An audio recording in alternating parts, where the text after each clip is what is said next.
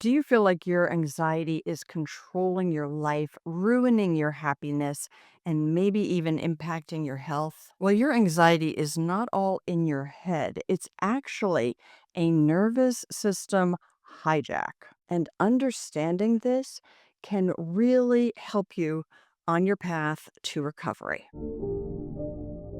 You probably well know that the amygdala is the part of your brain that is always scanning the horizon for danger. This part of the brain is designed to keep you safe. The problem is that your amygdala can't tell the difference between a saber-toothed tiger actually attacking you and the thought of a saber-toothed tiger attacking you. It can't tell the difference between an immediate here and now survival threat and an imagined threat that might happen in the future. And it also can't differentiate between that immediate survival threat and something really unpleasant and stressful that's actually happening right now, but isn't threatening our physical survival. So the amygdala hijack is when your amygdala yells, fire, fire, fire, when there is no fire. There might be a problem. There might be a fight with a loved one. There might be the threat of not being able to pay your rent. There might be some very serious problems, but they are not immediate physical, immediate, right now, immediate danger.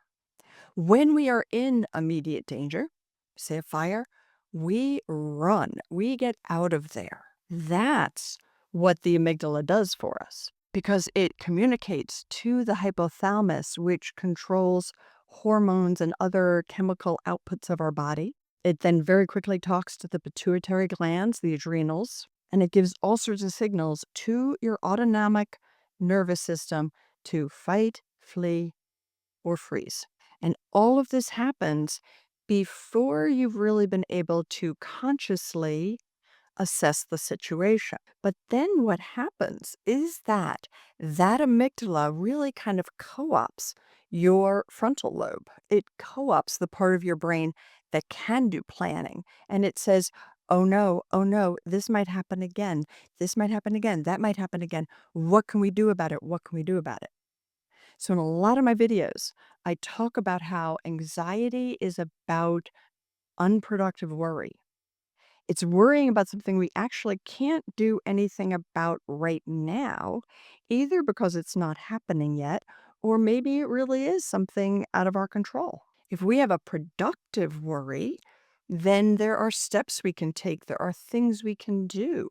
That is using our reason as well as emotion combined in a reasonable way to be responsive to a difficult situation. We want to move to the point where we are responsive, right? Not reactive. But that amygdala is just reactive and it gets your brain going and it wants your brain to help it scan the entire horizon, the entire future for any possible perceived threat. So, all anxiety disorders are actually driven by this dynamic. They actually are an amygdala hijack, not like in the moment, a temporary thing, but sort of an ongoing state of being. Modern stressors feel like they're threatening our survival to that part of the brain. So they might keep you on edge if you respond, if you have anxiety, which is very somatic, like physical feeling, you will always have this physical, like anxiety and motor and oh no, but it will co-opt your brain into thinking about why am I having these physical symptoms? Is there something wrong with me? Is there a health problem? Or am I missing something? Is there something I'm not thinking about? But there must be a reason I feel this way. And the reason you're looking for is not related to the fact that that survival mechanism that we have is very outdated. It's not really geared towards present day modern stressors. And it's over applied in too many areas of our lives. So those somatic feelings will co up that part of your brain to be like, I must be missing something, right? or other people who experience their anxiety primarily cognitively, primarily with thoughts. Your thoughts are you could be ruminating or you could be catastrophizing, imagining the worst possible outcome for something. That's all actually driven by that very primitive fear response. And there's also something with regard to the amygdala where it is based on fear conditioning. So if you've had an experience in the past which actually was dangerous or highly scary or really, really upsetting, and it had these components, it had this type of people or it was in this type of situation, your brain makes a link. And then your amygdala is talking to the part of the brain that makes those links. The hippocampus is that part of the brain, and they're very close to each other. And therefore, every time you see that type of person, you'll feel that fear response. Every time you're in that kind of situation, you'll feel that fear response. So, people that I worked with who had a fear of public speaking, many of them had a really upsetting experience in school, probably around the middle school years, where they just felt mortified and embarrassed, and that link of public speaking with what happened to them in the 8th grade is so deeply embedded in there that every time they have to speak publicly, that fear response comes up. Childhood trauma also plays into this.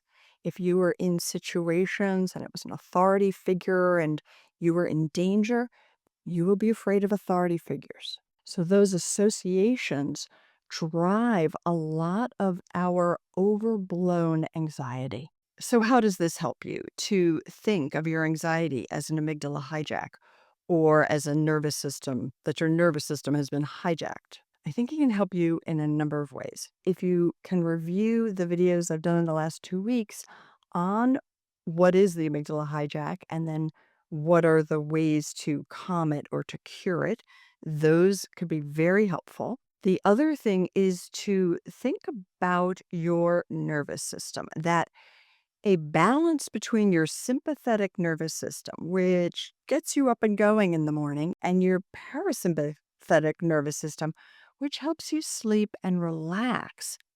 We operate best as humans when those things are in balance.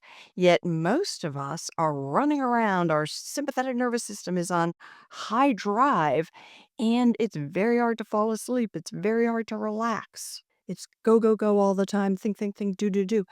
And purposefully putting things into your day every day that help you really strengthen the parasympathetic response, which could be hugging a loved one. It could be listening to some music, taking a bath, something that really helps you access some internal feelings of calm, even if it's temporary. Strengthening your parasympathetic nervous system, increasing the amount of time that you are awake, but your parasympathetic nervous system is the primary one. So it's not only operating when you're asleep. And then, next thing to do is to work on those associations. And that requires kind of rewiring your brain, developing new pathways. So I do talk about this in a free webinar I have, could be really super useful for you. I'll put a QR code here for you. You can shoot that and then register. But also, therapy can help. EMDR therapy can be very helpful. Exposure therapy is difficult because it increases your anxiety while you're doing the exposure, but that is really the way to extinguish some of those conditioned responses. But if you're not ready for that yet, focus on the somatic type of therapies. And EMDR is kind of in between because it helps you imagine difficult situations rather than directly exposing yourself. So it uses that powerful tool that we have of imagination to see if you can bring up something that is upsetting to you, but keep your body calm because you know it's not actually happening now. So exploring those links with what has been conditioned to respond to each other, strengthening your parasympathetic nervous system, and then utilizing all the grounding tools, mindfulness tools, tools to strengthen that relaxation response. So I really would love to know what you think of this concept that anxiety is an amygdala hijack. And I also, here, I have to throw in, and I'd love your thoughts on this, because no matter how often in a video I might say that your anxiety is responding to something as if it is an actual physical, immediate survival threat. I mean, really, think about saber-toothed tiger is about to eat you. That's the response that your amygdala causes. And I will say that.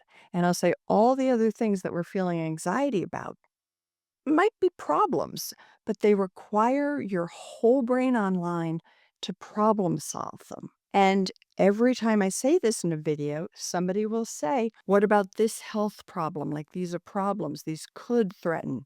Yes, many things can threaten. We're human, we're vulnerable. I also think we don't like to acknowledge our vulnerability. We don't want to feel vulnerable. We are, but they could threaten. They might one day. There are steps you need to take now to take care of yourself. So, no matter how often I try to help people differentiate between the type of response your body is doing and the situation, I still will get the questions, but if I lose my job, I will be kicked out. And yes, I understand. Big problem. It's a big problem. It does not require adrenaline and cortisol right now, here now. It requires planning, being resourceful, thinking through the possible steps. I'm in this difficult situation. What do I need to do to get out? What do I need to do to take steps to improve my health, improve my life, help someone in my life who's struggling, improve my relationships, right? We have tons and tons of problems. And none of this is meant to say you don't have a problem.